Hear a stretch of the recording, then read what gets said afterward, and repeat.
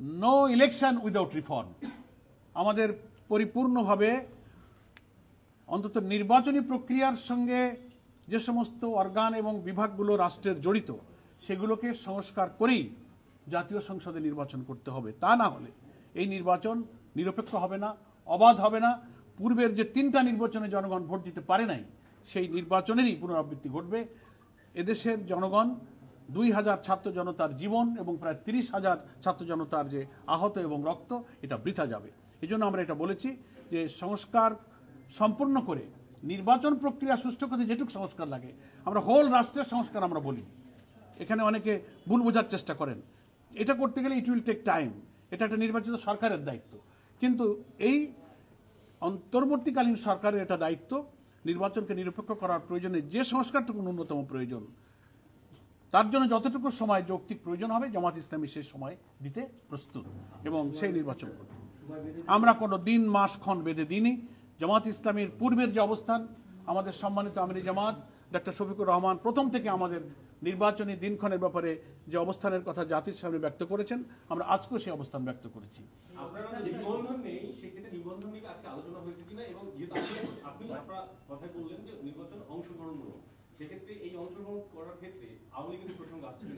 না, সে প্রসঙ্গ আমাদের আলোচনায় আসেনি, সেটা নির্বাচন কমিশনের ব্যাপার।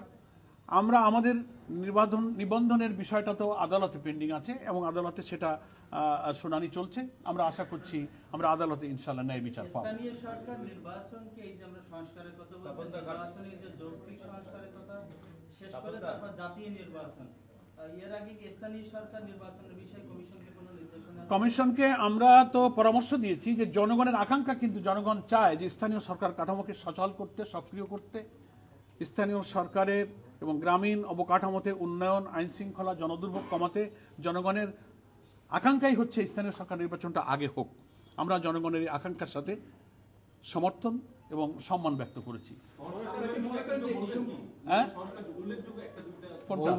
না, আমরা অনেকবার বলেছি এবং আমরা তো গত 25শে নভেম্বর সরকারের যে রিফর্ম কমিশন করা হয়েছিল, নির্বাচন ব্যবস্থার যে কমিশন একটা গঠন করেছিল সরকার, আমাদের কাছে লিখিতভাবে ওনারা আমাদের প্রপোজাল চেয়েছিলেন। জামাত ইসলামীর পক্ষ থেকে 25শে নভেম্বর রিটেন আমাদের একটা প্রপোজাল আমরা সেই রিফর্ম কমিশনের কাছে জমা দিয়েছিলাম। তার থেকে কিছু কিছু বিষয় আজকে আমরা এখানে পেশ করেছি। মেইন বিষয়গুলো আমি একটু বলি। আমরা আমাদের আজকের প্রস্তাবনার মধ্যে বলেছি সেটা হচ্ছে প্রপোর্শনাল রিপ্রেজেন্টেশন, পিআর, আনুপাতিক প্রতিনিধিত্ব হারে যে নির্বাচনের ব্যবস্থা আধুনিক গণতান্ত্রিক বিশ্বে প্রায় 60টির অধিক দেশে এটা প্রচলিত আছে। নির্বাচনকে কালো টাকা এবং পেশি শক্তি থেকে মুক্ত করে ফ্রি ফেয়ার একটা ইলেকশন এবং পার্লামেন্টকে যদি দক্ষ পার্লামেন্টারদের দ্বারা, আইন প্রণেতাদের দ্বারা পরিচালিত করতে হয়, তাহলে এই পদ্ধতিটাই বাংলাদেশের জন্য খুবই উপযোগী। এটা আমরা প্রপোজ করেছি।